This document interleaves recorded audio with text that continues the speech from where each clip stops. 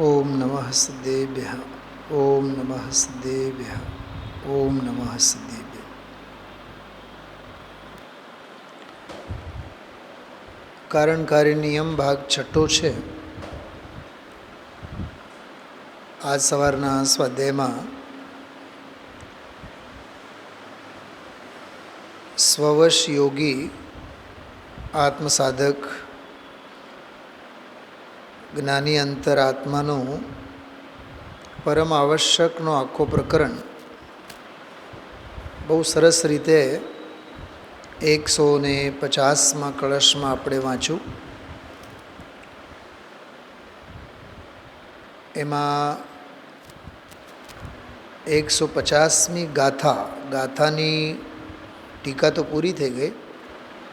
પછી પ્રવચનસાર એમાં આવેલો એક બહુ માર્મિક કળશ, સમયસાર કર્તા કર્મધિકારમાં 20 કળશો જે છે પક્ષાતિક્રાંતવાળા પ્રકરણમાં, એમાં 20મો છેલ્લો કળશ છે. વિકલ્પોની જાળો બધા આપોઆપ ઉઠે છે. એ બધા વિકલ્પોના ઝાડ 19 કળશોમાં વ્યવહાર અને નિશ્ચય. નિશ્ચયને કહે છે આત્મા અબંધ છે, વ્યવહારને કહે છે આત્મા બંધાયેલો છે. આવી રીતે એકસ્ય બધ્ધો ન તથા પરસ્ય. તો 19 બોલ છે અને 2 નયોની અપેક્ષાએ આપણે 19 દુ 38. ગણતરીના 3800. બાકી સંકલ્પ વિકલ્પોનો ઝાડ એનો કોઈ અંત નથી. આમાં એક પ્રકરણ આવ્યું કે આ વિકલ્પોનો ઝાડ જે છે એ આપોઆપ ઉઠે છે. કર્મો કરાવતા નથી, આત્મા પોતે કરે એવો એનો સ્વભાવ નથી. નિમિત્તોથી થતા નથી, પરદ્રવ્યોથી થતા નથી. પરદ્રવ્યોથી નિરપેક્ષ, નિમિત્તથી નિરપેક્ષ, સ્વભાવ ભાવથી નિરપેક્ષ, જડ કર્મોથી નિરપેક્ષ. સંસારજનિત સહેજે જ તેઓ બધા વિકલ્પોના ઝાડ આપોઆપ ઉઠે છે. એમ જાણીને નય પક્ષની કક્ષાઓને, જે મહાન એવી વિશાળ એવી નય પક્ષની કક્ષાઓને ઓળંગીને અંતર્બાહ્ય સમરસ એક સ્વભાવ ભાવ તે અનુભૂતિ માત્રને જે પામે છે તેઓ અંતરાત્મા છે. એવી સરસ એમાં ચર્ચા આવી. સવારે આ વ્યાખ્યાનને આધારે જ આપણે ચર્ચા લીધી હતી. હવે આગળનો એક પ્રકરણ છે 259 નંબરના કળશમાં. 185 નંબરનું પાનું છે. એમાં પણ બહુ માર્મિક ચર્ચા સવારના સ્વાધ્યાયમાં આવી. જોકે એના પછી 151 નંબરની ગાથા પણ ગુરુદેવશ્રીએ લીધી છે. આપણે એ ગાથાની ટીકા, એના ઉપરના કળશ, એની ચર્ચા જ્યારે આવતીકાલે પૂરી થશે ત્યારે એની ચર્ચા આપણે સળંગ સાથે લેશું. અત્યારે કેવળ 259 નંબરનો કળશ, બહુ માર્મિક કળશ છે, એની ચર્ચા અત્યારે આપણે લેવા માગીએ છીએ. સવારે મેં આદરણીય બાબુજી, યુગલજી બાબુજીની 4 પંક્તિઓ યાદ કરી હતી. ચૈતન્ય કા સ્મરણ પ્રતિક્ષણ હી કરો રે, ભવ કે અનંત દુઃખ કો પલ में हरो रे. चैतन्य का स्मरण प्रतिक्षण ही करो रे, भव के अनंत दुख को पल में हरो रे. अक्षय अनंत निज सौख्य निधान पाओ, गाओ अरे नित इसी के गीत गाओ. બહુ સરસ વર્ષો પહેલાં આદરણીય યુગલજી બાબુજીએ લખેલી આ કાવ્ય પંક્તિઓ છે. તો આના મૂળ સ્ત્રોત આ કળશ છે, આ શ્લોક છે નિયમસારનો 259માં 185માં પાના ઉપર છે. જો મૂળ કળશ આપણે બોલીએ, મુક્ત્વા જલ્પમ ભવભયકરમ બાહ્યમાભ્યંતરમ ચ સ્મૃત્વા નિત્યમ સમરસમયમ ચિચમત્કારમેકમ જ્ઞાનજ્યોતિ પ્રકટિત નિજાભ્યંતરાંગાંતરાત્મા ક્ષીણે મોહે કિમપિ પરમં તત્વમંતર્દદર્શ. અર્થ વાંચીએ. ભાવ ભયના કરનારા બાહ્ય તેમજ અભ્યંતર જલ્પને છોડીને સમરસમય અર્થાત સમતા રસમય એક ચૈતન્ય ચમત્કારને સદા સ્મરીને જ્ઞાન જ્યોતિ વડે જેણે નિજ અભ્યંતર અંગ પ્રગટ કર્યું છે એવો અંતરાત્મા મોહ ક્ષીણ થતાં કોઈ અદ્ભુત પરમ તત્વને અંદરમાં દેખે છે. કેટલી બધી બાબતો આ એક કળશમાં છે. આપણે આમ ગણીએ ને તો જુઓ, પ્રયત્ન કરીએ આપણે. ભવ ભયના કરનારા એક પોઈન્ટ છે. બીજો, બાહ્ય તેમજ અભ્યંતર જલ્પને છોડીને. ત્રીજો, સમરસમય એક ચૈતન્ય ચમત્કારને સદા સ્મરીને. ચોથો, જ્ઞાન જ્યોતિ વડે જેણે નિજ અભ્યંતર અંગ પ્રગટ કર્યું છે એવો અંતરાત્મા. હવે પાંચમો, મોહ ક્ષીણ થતાં. આ પણ બહુ માર્મિક પોઈન્ટ છે અને એનો ફળ 10મા પોઈન્ટમાં 6, 7, 8 8મા પોઈન્ટમાં કોઈ અદ્ભુત પરમ તત્વને અંદરમાં દેખે છે. જો કળશ એક છે અને આમાં 8 પોઈન્ટ છે. બહુ એક એક શબ્દની વ્યાખ્યા ગુરુદેવશ્રી કરે છે. પહેલો જ છે બહુ ભવ ભયના કરનારા, બાહ્ય તેમજ અભ્યંતર જલ્પને છોડીને. આ બેઉને ભેગું વાંચીને ગુરુદેવશ્રી જો કેટલું સરસ અર્થ કરે છે નીચે. બાહ્યના વિકલ્પો તો ભવ ભયના કરનારા છે. કહે છે કે એનાથી ભવનો ભવ ઉત્પન્ન થાય. વિકલ્પનું ફળ ભવ છે. જો વિકલ્પનું ફળ ભવ છે. ક્યાં જશે, ક્યાં ઉત્પન્ન થશે? ભવ ભયના કરનારા તેમજ બાહ્ય તેમજ અભ્યંતર જલ્પને એ નય પક્ષના જે વિકલ્પ છે. જુઓ આ વાત સમજો. એ આ નય પક્ષવાળી વાત ક્યાંથી આવી? ઓલી પક્ષાતિક્રાંતવાળી સમયસારના જે 20 શ્લોકો છે એને આધારે ગુરુદેવશ્રી વાત કરે છે. એટલે બરાબર ગુરુદેવશ્રીના ચિત્તમાં આ કળશનો ચિત્ર સ્પષ્ટ છે. પક્ષાતિક્રાંતવાળા પ્રકરણમાં આવેલ છે. એટલે 19 કળશોમાં જે 38 બોલો આવ્યા બધા નયોના, 19 નિશ્ચયના અને 19 વ્યવહારના, કે જે નય પક્ષના વિકલ્પ છે એ પણ ભવ ભયના કરનારા છે. એ પણ એમ કેમ કીધું રાજુભાઈ? એ પણ એમ કેમ? કેમ કે બાહ્ય અને આભ્યંતર જે જલ્પ છે એ શું જલ્પ છે ખબર? એના પહેલાંની ગાથા કાઢો. આ 150મી ગાથા કાઢો. બહિર્જલ્પ અને અંતરજલ્પ. થોડીક વાત એની લઈએ આપણે. જો 173 નંબરનું પાનું છે, 173. એમાં જો, જે જિનલિંગધારી તપોધનાભાસ પુણ્યકર્મની કાંક્ષાથી. જો આ ઝેર છે, પુણ્યકર્મની આકાંક્ષા, પુણ્યકર્મનો અભિપ્રાય રાખીને સ્વાધ્યાય પ્રત્યાખ્યાન સ્તવન વગેરે બહિર્જલ્પ કરે. એટલે સ્વાધ્યાય કરવાના ડોળ કરે, સ્વાધ્યાય કરવાના દંભ કરે, વાંચવાના દંભ કરે, અરે લખવાના દંભ કરે. એટલે લખવામાં, વાંચવામાં, બોલવામાં, સાંભળવામાં, સંભળાવવામાં, વક્તા તરીકે, શ્રોતા તરીકે, વાચક તરીકે જેટલા જે કાંઈ કાર્ય કરે એમાં પુણ્યકર્મની જો અભિલાષા છે ખ્યાલમાં આવ્યો? તો એ બધું બહિર્જલ્પ છે.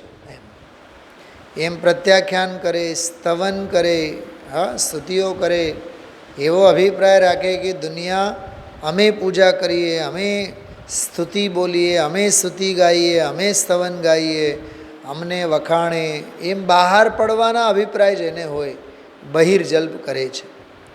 અને અશન, અશન એટલે આહાર, અનશન એટલે આહાર નહીં લેવું તે, ઉપવાસ.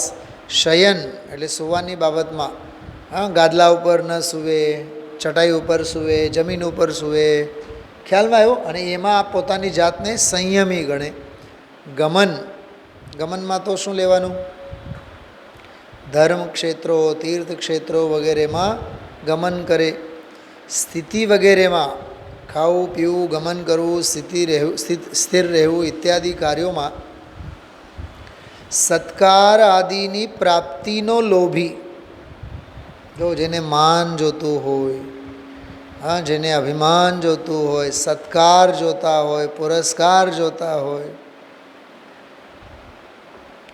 મને એક ભાઈ વર્ષોથી એમ કહેતા, અમે આટલા વર્ષોથી મંદિરે આવીએ છીએ તો અમને સોનગઢ જવાના પાસ સામેથી કેમ ન મળે?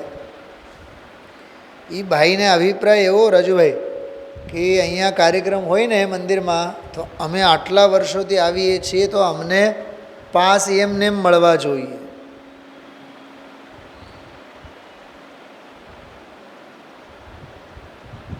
તમને એક વાત કરું રાજુભાઈ, સાંભળીને થોડુંક લાગી આવશે. આ 27 વર્ષમાં એવા કેટલાક બનાવો બન્યા છે, ઘટનાઓ ઘટી છે કે જમણવારી હોય સમાજનો, સંઘનો, અને હું અહીંયા કાર્યક્રમમાં વિદ્વાન તરીકે હોઉં, પણ મને પાસ ન મળ્યા હોય, ભૂલી ગયા હોય કદાચ કોક વાર, તો હું ફરિયાદ નથી કરી વિદ્વાન તરીકે મને પાસ નથી મળ્યા. રસોઈ કરી ઘરે આપણે શાંતિથી જમ્યા. અરે લાભાંતરાય કર્મનો ઉદય હોય તો મળે ને, પુણ્ય તો ચરણોમાં આવે, એમાં શું છે? સૌથી વધારે ખતરનાક શબ્દ છે વળતર. ધર્મ કરીએ છીએ તો અમને વળતર મળે, ડિસ્કાઉન્ટ જરાય નહીં. જો ખ્યાતિ લાભ પૂજાદિ ચાહ વિધિ વિવિધ વિધ કરણ દેહ દાહ તે સબ મિથ્યા ચારિત્ર. તે બધું મિથ્યા ચારિત્ર છે. કોઈ દી અપેક્ષા નહીં રાખવાની. પૂછે તો ભલે, ન પૂછે તો ભલે, બોલાવે તો ભલે, ન બોલાવે તો ભલે, સ્વાધ્યાયમાં કોઈ આવે તો ભલે, સ્વાધ્યાયમાં ન આવે તો ભલે. રાજુભાઈ, સાચી મારા દિલની વાત કરું છું. સાંભળે તો ભલે, ન સાંભળે તો ભલે. કોઈ સાંભળે એના માટે તો આપણે સંભળાવતા નથી ને. સાંભળે એનો સૌભાગ્ય, ન સાંભળે એનો દુર્ભાગ્ય, કમનસીબ. હા હા, સાંભળે એ મહાભાગ્ય, ન સાંભળે એ કમનસીબ. ટોડરમલજીને તો એ વાતને ગ્રહિત મિથ્યાત્વમાં લીધું છે, ગ્રહિત મિથ્યા જ્ઞાનમાં લીધું છે એ વાતને. ઘણા લોકો સાંભળે તો આ જીવ હર્ષિત થાય, ન સાંભળે તો આને ખોટું લાગે. એને ગ્રહિત મિથ્યા જ્ઞાન કીધું છે. ગ્રહિત મિથ્યા જ્ઞાન એટલે નવું ઊભું કરેલું અજ્ઞાન છે. એ જીવ કોઈ દી સુખી નહીં થાય. કોઈ દી અપેક્ષા નહીં રાખવાની, વળતરની અપેક્ષા જ નહીં રાખવાની. નિરપેક્ષ વૃત્તિ એના જેવો સુખ કોઈથી નહીં. અને અપેક્ષા અને સાપેક્ષ, સાપેક્ષ વૃત્તિ દુઃખદાયી, નિરપેક્ષ વૃત્તિ સુખદાયી. એટલે આમાં તમે જુઓ, સત્કાર આદિની પ્રાપ્તિનો લોભી વર્તતો તકો અંતરજલ્પમાં મનને જોડે છે, તે બહિરાત્મા જીવ છે. આમાં જે વાત આવી ને, કઈ વાત? કે નહીં પક્ષના જે વિકલ્પ છે એ પણ, એમ આવ્યો ને શબ્દ, એ પણ. તો એ પણ કેમ? તો નહીં પક્ષના તો વિકલ્પો એ તો છે જ ભવભયને કરનારા, પણ ઓલા અંતર્જલ્પ અને બહિર્જલ્પ, માન પાન વગેરે વળતરના જે ભાવો એ ભવ ભયને કરનારા છે. બાહ્ય તેમજ અંતર્જલ્પ, અભ્યંતર જલ્પ, જલ્પ એટલે વિકલ્પ. તો શુભ ભાવ તો ક્યાંય અંદર રહી ગયો, વિકલ્પ જે છે એ શુભ છે, એ પણ ભવભયના કરનારા છે. આત્મા સંબંધી વિકલ્પો પર્યાયમાં ઉઠ્યા એ પણ કહે છે દુઃખરૂપ છે. જો 3 વાત કરું છું, સાંભળો, બહુ માર્મિક વાત છે. પારકી ચિંતા એ તો અધમ પાપ છે. અશુભનો વિકલ્પ, અશુભની ચિંતા, અશુભ ભાવ એ તો પારકો મહાપાપ છે. શુભ ભાવરૂપ એ અત્યારે પારકું છે. આત્મા સંબંધીના જે વિકલ્પો છે એને અહીંયા દુઃખરૂપ કહેવામાં આવે છે. હવે આત્મા સંબંધીના વિકલ્પો પણ દુઃખરૂપ છે, તો શુભાશુભ ભાવોની વાત તો બહુ દૂર, અને નકામી પારકી ચિંતા એ તો વાત બહુ જ દૂર. પરમાનંદ સ્તોત્રમાં એક શ્લોક આવે છે બહુ સરસ. ઉત્તમા સ્વાત્મ ચિંતા સ્યાત, સર્વશ્રેષ્ઠ ચિંતા, ચિંતા એટલે ચિંતન છે, તો આત્મચિંતા છે.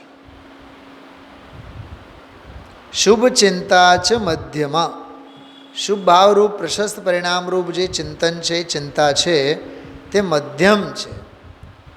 અને અધમાં પરચિંતા સ્યાત, કામ ચિંતા છે અધમાં, વિષય ભોગો આદિકનું ચિંતન તે અધમ ચિંતા છે.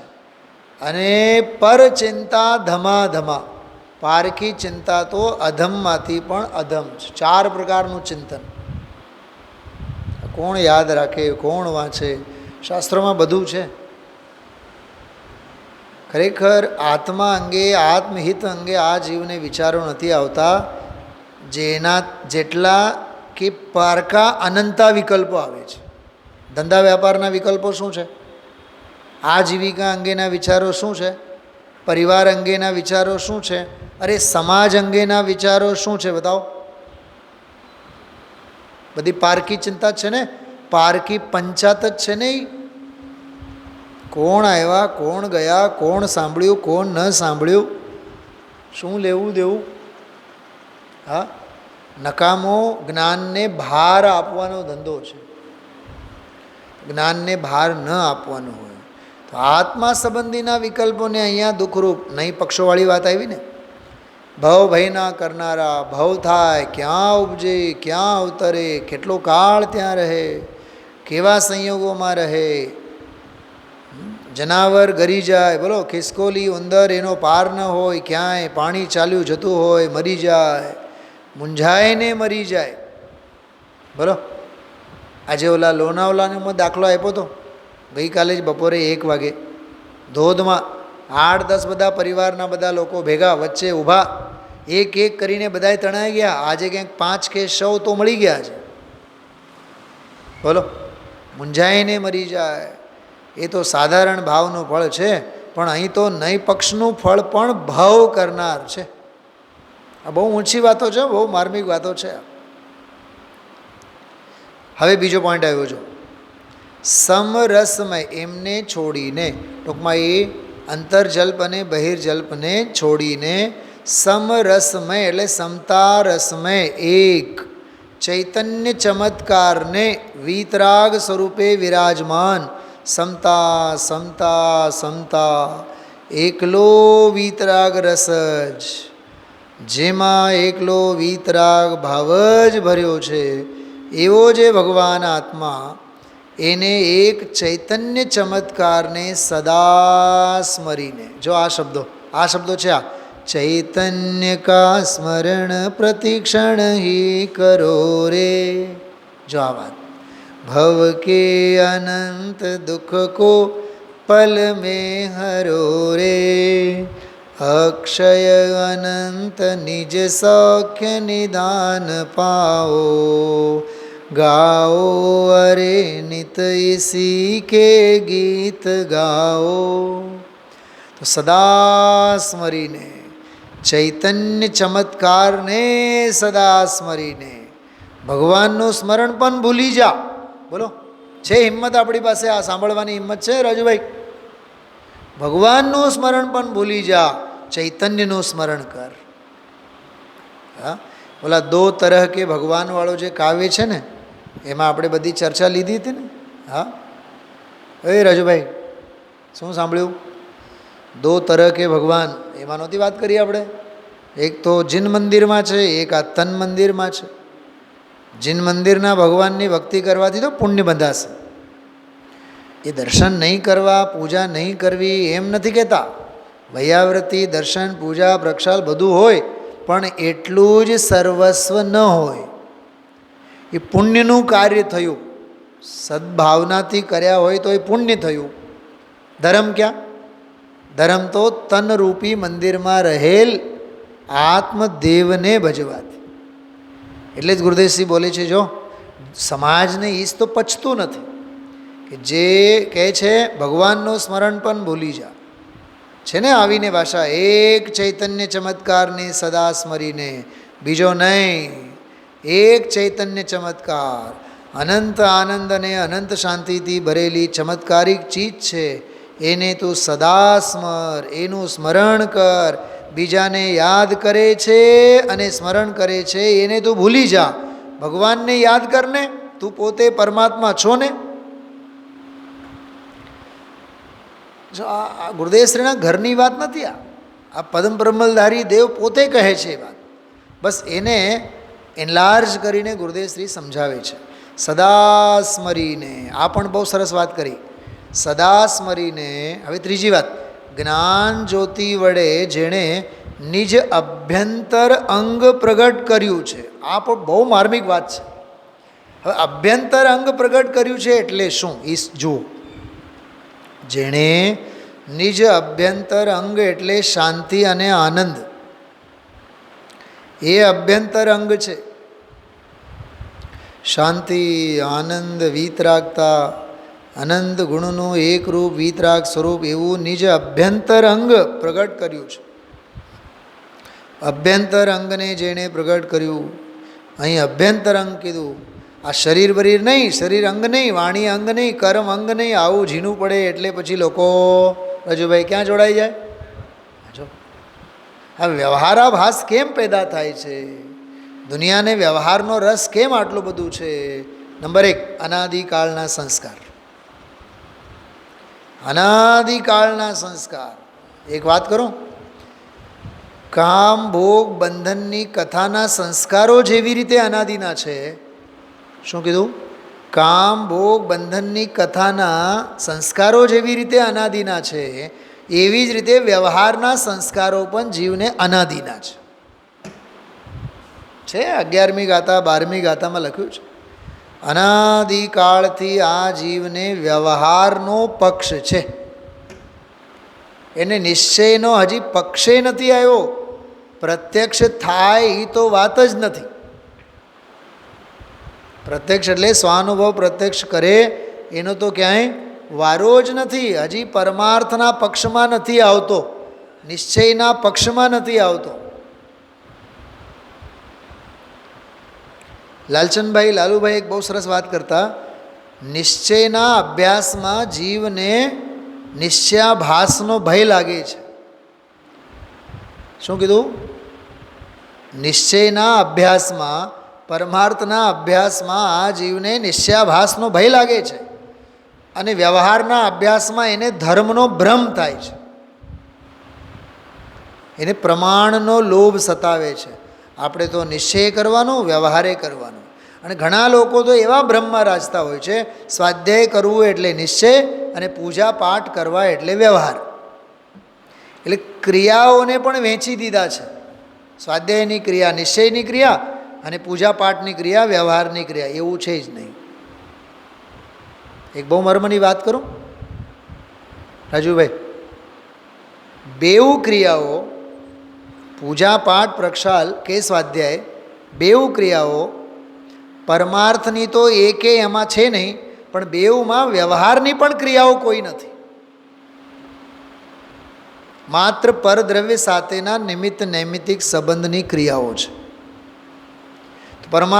પરમાર્થ તો સ્વરૂપનો અનુભવ છે. અને વ્યવહાર કહો તો સાધકની દશામાં શુભ ભાવરૂપ જે વ્યવહાર છે એ વ્યવહાર છે. નિશ્ચય અને વ્યવહાર ક્રિયાના નામ નથી. નિશ્ચય અને વ્યવહાર તો અભિપ્રાય અને શ્રદ્ધાના પરિણમનના નામ છે. એ મોક્ષ માર્ગ છે વ્યવહાર અને નિશ્ચય. શુભ ભાવરૂપ જે છે ને એ ક્રિયા નહીં, ક્રિયા વ્યવહાર ન હોય. અંદરના શુભ ભાવરૂપ વ્યવહાર એ વ્યવહાર છે. અને હજી થોડીક અંદરમાં સૂક્ષ્મ જઈએ તો સમ્યક દર્શન જ્ઞાન ચારિત્ર જે વ્યવહાર નહીં, નિશ્ચય સમ્યક દર્શન જ્ઞાન ચારિત્રના ભેદરૂપ જે વ્યવહાર છે એ સાચો વ્યવહાર છે. એને અધ્યાત્મનો વ્યવહાર કહેવામાં આવે.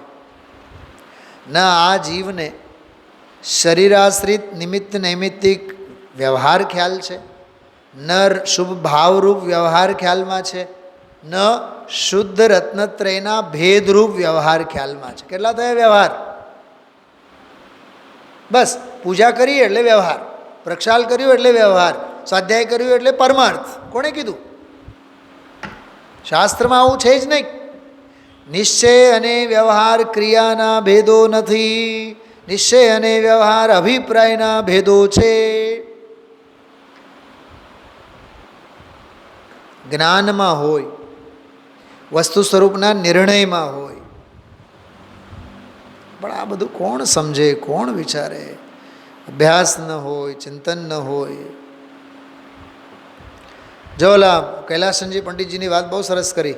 2003 વિદ્વત પરિષદ ભરેલું ને આપણે સોનગઢમાં, ત્યારની વાત છે. નિશ્ચયની વાત આવે ત્યારે અમે છોડી દઈએ અને વ્યવહારની વાત આવે ત્યારે વિસ્તાર કરીએ. દુનિયામાં એમ જ છે ને. હા, શું રાજુભાઈ? મંદિરને સજાવવાનું હોય તો કેટલા નાટકો બતાવો, કેટલું માણસ ભેગું થાય, કેટલા નાટકો થાય, કેટલા સંકલ્પ વિકલ્પો થાય, કેટલા લોકો હેરાન થાય. એમાં સલાહ દેનારા કેટલા, સૂચનો આપનારા કેટલા. હા, કોઈ પણ બાહ્ય ધાર્મિક ક્રિયાઓની વાત, એક ભગવાનને પાલકીમાં બેસાડીને આપણે સરઘસ શોભાયાત્રા પણ કાઢવી હોય ને, એમાં સલાહ દેનારા કેટલા, મગજમારી કેટલા કરનારા કેટલા, વિરોધ કરનારા કેટલા, સમર્થન કરનારા કેટલા, શુદ્ધિનું પાલન કરનારા કેટલા, અશુદ્ધિ વોરનારા કેટલા, ધોતી દુપટ્ટા પહેરીને ચાલનારા ધર્મ સમજનારા કેટલા, સાદગીથી સેવા ભાવે વયાવૃત્તિ કરનારા કેટલા. વ્યવહારમાં કેટલો આડંબર છે ખ્યાલમાં આવે છે. એમાં એટલો કેટલો વિસ્તાર છે વ્યવહારમાં. હા, ચોળીને ચીકણું કેટલું કરે એમાં. આ પૂજા થવી જોઈએ ને ઓલી પૂજા થવી જોઈએ ને ઓલું વિધાન થવું જોઈએ. આ દર વખતે અષ્ટાનિકા વગેરે આવે ને તો 10-20 જણા તો મગજ ખાઈ જાય દર વર્ષે, દર વખતે અને દર વર્ષે. અચ્છા, કયું વિધાન લેવાના છીએ? ઓલું વિધાન લીધું હોત તો, આ વિધાન લીધું હોત. વિદ્વાન નક્કી કરે ને કયું વિધાન લેવાનું છે. તમને તો ભાણે બેસીને કેવળ ખાવાનું જ છે ને, પણ એ ચૈનથી સુખેથી ખાવાના ભાગ્ય નથી. અને આવું જવું કાંઈ ન હોય, લાભ બાપ કાંઈ લેવાનું ન હોય, પણ પૂછી પૂછીને સામેવાળાનું મગજ ખાવાનું. હું એમ કહું છું વ્યવહારમાં કેટલો વિસ્તાર. અરે પરમાર્થમાં કરો ને વિસ્તાર, અંદર આનંદમાં વિસ્તાર કરો ને. તો નિશ્ચયની વાત આવે તો અમે છોડી દઈએ અને વ્યવહારની વાત આવે ત્યારે અમે વિસ્તાર કરીએ. આ વાત સાંભળતા હજી એને કઠણ પડે કે આ શું પણ છે. એ ચૈતન્યનો રસ છે, આનંદનો રસ છે. પછી કેરીનો દાખલો આપીને ગુરુદેવશ્રીએ બહુ સરસ વાત કરી છે. જો 187 નંબરના પાને બીજો ફકરો.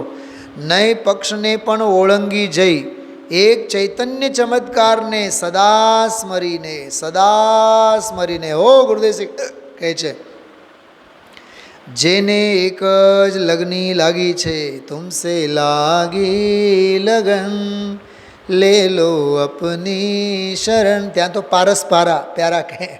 હા, જેને એક જ લગની લાગી છે, કોઈ વખતે યાદ કરવું અને કોઈ વખતે ભૂલી જવું એમ નહીં.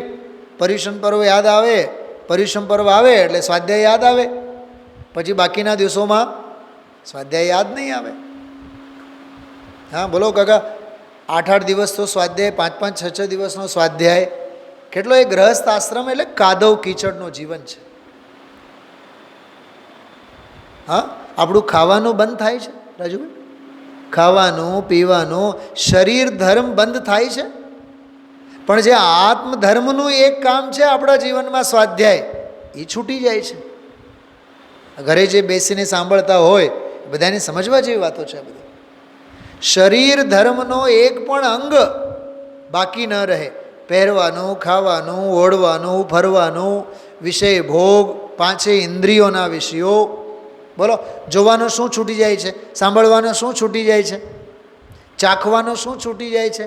પહેરવાનું શું છૂટી જાય છે? સાહેબ, કાંઈ નથી છૂટતો. તત્વ સાંભળવાનું છૂટી જાય છે, મંદિરે આવવાનું છૂટી જાય છે, સત્સંગ છૂટી જાય છે, તત્વનો અભ્યાસ છૂટી જાય છે. એટલે આમાં કીધું સદા સ્મરણ કરો. વિચાર આવવા જોઈએ. કોઈ વખતે યાદ કરવું અને કોઈ વખતે ભૂલી જવું એમ નહીં. જુદું પડ્યું એ તો નિરંતર રહેવાનું. રાગથી જુદું પડ્યું એ તો સદા નિરંતર રહેશે. હજી ધર્મના પહેલા પગથિયાની વાત છે, ચારિત્રની વાતો તો કોઈ અલૌકિક વાતો છે. બહુ સરસ ચર્ચા ગુરુદેવશ્રી કરી. નીચે જુઓ, હવે મોહ ક્ષીણ થતા એનો પણ અર્થ બહુ સરસ ગુરુદેવશ્રી કર્યું છે. પૂર્ણ કેવળ જ્ઞાન દેખે છે, અનંત ગુણનો દરિયો, સુખનો સાગર એને અંતરમાં દેખે છે. પરમ તત્વને અંતરમાં દેખે છે, વિકલ્પમાં નથી, બાહ્યમાં નથી. પૂજા ભક્તિ અને બહારમાં ધમાલ, દેરાસરને, જાત્રાને, ભક્તિને, ગજરાતને, વરઘોડો એને એમાં આત્માનું અંગ નથી. આત્માનું અંગ તો અંતરનું છે. એવો અંતરાત્મા મોહ ક્ષીણ થતા, આહા મોહનો નાશ કરીને, આ તો મોહ ક્ષીણ થતા, મોહનો નાશ કરીને એમ ન કહ્યું, અંતરના રસે ચડ્યો એનો મોહ ક્ષીણ થતા. મોહને ક્ષીણ કરે છે એમ પણ શબ્દ ન વાપર્યો. પકડાય છે વાત? હા, સાંભળો છો બરાબર ધ્યાનથી. મોહ ક્ષીણ થતાં એમ કીધું છે, મોહનો ક્ષય કરીને એમ નથી કહેતા. ભાઈ રજુભાઈ, પકડાય છે વાત? હા, મોહ ક્ષીણ થતાં. અહીં જ્યાં જામી ત્યાં મોહ ક્ષીણ થયો. અંતરમાં જ્યાં જમાવટ થઈ, આનંદ અને વિતરાગ ભાવની જમાવટ થઈ, ત્યાં મોહ ક્ષીણ થઈ જાય છે. મોહ ક્ષીણ કરે છે એમ પણ શબ્દ ન લીધો. આનંદના રસને, અંતરના આનંદના રસે ચડેલો ભગવાન, એને મોહ ક્ષીણ થતાં કોઈ અદ્ભુત પરમ તત્વને, ત્રિકાળી પરમાત્મા એને અંતરમાં દેખે છે. એક બહુ સરસ વાત પંચમ આરાની વાત કરી જો. પંચમ આરામાં ભલે મોહ ક્ષીણ નથી, પણ આ વસ્તુની સ્થિતિનો અનુભવ તો કરી શકે છે ને. પંચમ આરાના મુનિ, પંચમ આરાના જીવને કહે છે, એમ નથી કે તમે જીવ છો, પંચમ આરે તમને ન ઉત્પન્ન થાય. પ્રભુ તું તો સદાય ત્રિકાળી પરમાત્મા છો ને, તને કાળ લાગુ પડતો નથી ને, ત્રણેય કાળે નિરાવરણ છો ને, ત્રણેય કાળે પોતે સત સ્વરૂપ સતનું સત્ય વિરાજે છે ને, એને અંદરમાં દેખે છે. એવા પરમ તત્વને પર્યાય અને રાગ અને નિર્મળ પર્યાયનું પણ લક્ષ્ય ન લીધું. અહીં તો અંદરમાં પરમ તત્વને દેખે છે. પર્યાયને દેખે છે એમ પણ નહીં, નિર્મળ પર્યાય પણ નહીં, નિર્મળ પર્યાય પરમ તત્વને દેખે છે. આ પાના ઉપર આગળ જઈને ગુરુદેવશ્રી કીધું, ભાષા બહુ થોડી છે પણ ભાવ ઘણા ભર્યા છે. એવી અદ્ભુત વાત. કુદરતના નિયમમાં, કુદરતનો જે સ્વભાવ છે એથી વિરુદ્ધ તો કરવા જઈશ તો કાંઈ નહીં વળે. કુદરતનો સ્વભાવ તો આ છે. હવે એમાં કહે છે, ઝીણી વાતું ભારે બહુ, અંતરમાં ભગવાન કેમ બેસે? કેમ? કેમ કે પામરતામાં જ્યાં અર્પાઈ ગયેલો, પામરતામાં અર્પાઈ ગયેલો, સમર્પણ થઈ ગયો, એને પરમાત્મામાં અર્પણતા ક્યાંથી આવે? આ ગાથા તો ઘણી ઊંચી છે. બોલો, કેટલું સરસ આ એક શ્લોકે બસ છે. ચલો પૂરું કરીએ. હવે તમને મળે છે બધું હું જે વાંચું છું? હા, ચલો શ્લોકનો પાઠ કરીએ. મુક્ત્વા જલ્પમ ભવભયકરમ બાહ્યમાભ્યંતરં ચ સ્મૃત્વા નિત્યં સમરસમયં ચેચ્ચમત્કારમમેકં જ્ઞાનજ્યોતિ પ્રકટિત નિજાભ્યંતરાંગાંતરાત્મા ક્ષીણે મોહે કિમપિ પરમં તત્વમંતર્દદર્શ. મૂળમાં વાત એટલી જ હતી, ચૈતન્ય કા સ્મરણ પ્રતિક્ષણ હી કરો રે, ભવકે અનંત દુઃખ કો પલ में हरो रे, અક્ષય અનંત નિજ સૌખ્ય નિધાન પાઓ, ગાઓ અરે નિત ઇસી કે ગીત ગાઓ. આવી આ સરસ પ્રેરણા 259 નંબરનો આ શ્લોક આપણને આપે છે. વિચારીએ. ઓમ નમઃ સિદ્ધેભ્યઃ.